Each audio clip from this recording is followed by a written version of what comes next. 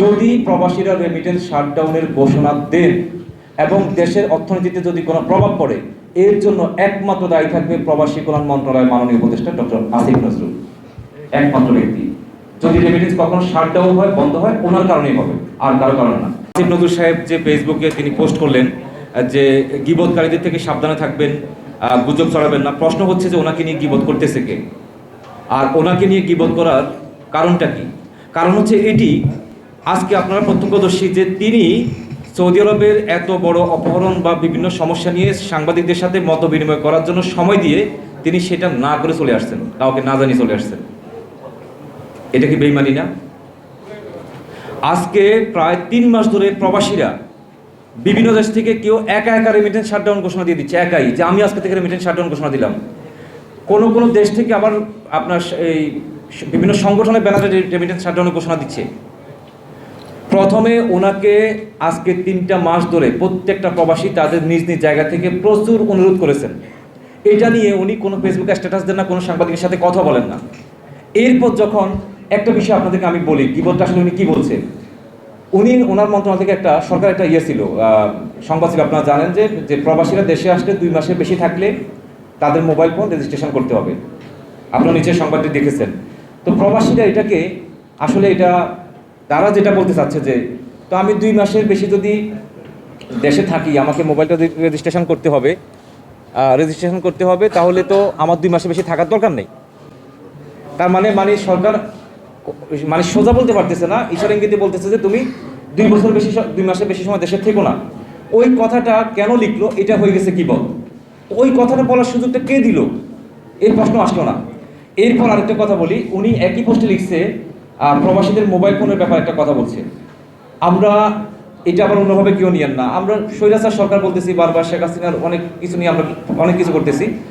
গত 15 বছর ধরেও যারা প্রবাস থেকে আসছেন, আপনাদের তো অনেকে বলছে যে পরিবারের ভাই ব্রাদার কেউ না কেউ তো আছে।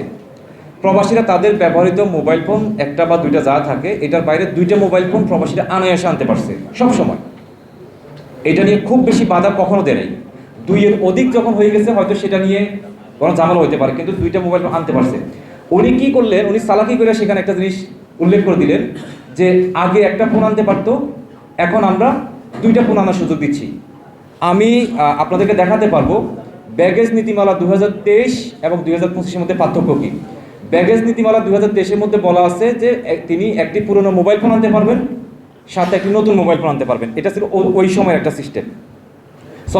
2023-এ ছিল হচ্ছে যে কি প্রবাসীরা 2টা মোবাইল ফোন আনতে পারবেন, কিন্তু সেখানে নতুন পুরনটা উল্লেখ করা ছিল না। 25 সালে এসে ওনারা সিস্টেম করলেন কি, একটা পুরন একটা নতুন আনতে পারবেন। যখন এটা নিয়ে খুব বেশি কথা বলা শুরু হলো, তখন বলতেছে যাদের কাছে বিএমইটি কার্ড আছে ওনারা 2টা আনতে পারবে, যাদের কাছে বিএমইটি কার্ড ওনারা একটা আনতে পারবে। এই ভাই, এটা কোন ধরনের নিয়ম? দেশে বিদেশে কর্মী পাঠাচ্ছেন আপনি, বিএমইটি কার্ড দেওয়ার দায়িত্ব আপনার। বিএমইটি কার্ড তো সকল প্রবাসীদের কাছে থাকা বাধ্যতামূলক ছিল, তো আপনি দিতে পারবেন, সেটা আপনার ব্যর্থতা, আপনার সরকারের ব্যর্থতা। এটার জন্য একজন প্রবাসী একটা মোবাইল কম আনবে কেন? এটা কোন ধরনের ফাইজলামি? এটা কি? উনি এটা দিয়ে কি বুঝালেন যে যাদের কাছে বিএমইটি কার্ড আছে উনি আনতে পারবেন 2টা, যার কাছে বিএমইটি কার্ড নেই উনি আনতে পারবে একটা। তো বিএমইটি কার্ড তো আপনি বাধ্যতামূলক দেওয়ার কথা ছিল প্রবাসীদেরকে যাওয়ার সময়, এটা আপনি দিতে পারেন না, এটা আপনার দোষ না, আপনার ইয়ে না। আরেকটা জিনিস আসেন, উনি এই যে সরকারের 1.5 বছরের ইয়ের মধ্যে উনি লিখছে যে আমরা 100 টাকা বিমানবন্দরে র্যাপিং করে দিচ্ছি, মানে এই যে ব্যাগেজটা নিয়ে যাচ্ছে র্যাপিং করে দিচ্ছি।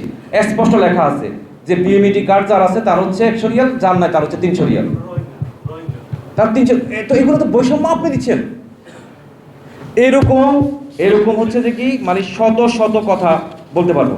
এই যে উনি এখানে আমরা যখন এটা নিয়ে প্রতিবাদ করতেছি, তখন উনি ফেসবুকে গতকালগুলো পোস্ট করছে যে আমরা সৌদি আরবে বিভিন্ন মিশনে আইন সহায়তাকারী নিয়োগ দিয়েছি। আপনার আইন সহায়তাকারী নিয়োগ দিলে আসামি জেল থেকে বের হচ্ছে কীভাবে?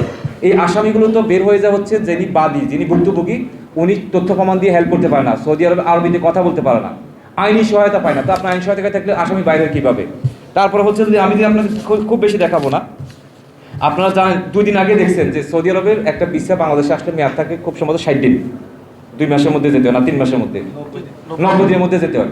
90 দিন ধরে বাংলাদেশে কোনো ইমিগ্রেশন ক্লিয়ারেন্স দিচ্ছে না, বিএমইটি কার্ড দিচ্ছে না, সবগুলো ভিসা এখন বন্ধ হওয়ার পথে, মেডিকেল এক্সপায়ার হয়ে যাচ্ছে। এগুলো নিয়ে যাই হোক, আমি খুব সংক্ষেপ করি। আমি মাননীয় উপদেষ্টাকে বিনয়ের সাথে বলতে চাই, ফেসবুক পোস্ট দিয়ে দায় এড়ানোর চেষ্টা করবেন না। আর আপনি আপনার অভিজ্ঞতা খুবই কম এই সেক্টরে। আমরা একটা চিঠি দিয়েছিলাম যে আমরা আপনার সাথে একটু আলোচনা করতে চাই, আপনাকে বিভিন্ন আমরা যে তথ্যগুলো জানি সেটা দিয়ে আপনার সাথে কাজ করতে চাই, সহযোগিতা করতে চাই। উনি সময় দিতে পারেননি। আমরা এখানে যারা বসে আছি, ব্যানার লেখা আছে আমরা সচেতন রেমিটেন্স যোদ্ধা, আমরা আমাদের দেশকে ভালোবাসি। আমরা এখান থেকে আমাদের কোনো প্রবাসীকে বলবো না আপনার রেমিটেন্স শাটডাউন করেন। রেমিটেন্স শাটডাউন করলে যে দেশের কী অবস্থা হয় সেটা সাম্প্রতিক সময় কিছু মাস আগে আপনারা দেখছেন। আমরা এটার জন্য প্রবাসীকে উৎসাহী করতেছি না। তবে একটা কথা বলতে চাই, সেটা যদি প্রবাসীরা রেমিটেন্স শাটডাউনের ঘোষণা দেন এবং দেশের অর্থনীতিতে যদি কোনো প্রভাব পড়ে, এর জন্য একমাত্র দায়ী থাকবে প্রবাসী কল্যাণ মন্ত্রণালয়ের মাননীয় উপদেষ্টা ডক্টর আসিফ নজরুল, একমাত্র ব্যক্তি। যদি রেমিটেন্স কখনো শাটডাউন হয়, বন্ধ হয়, ওনার কারণেই হবে, আর কারো কারণে না।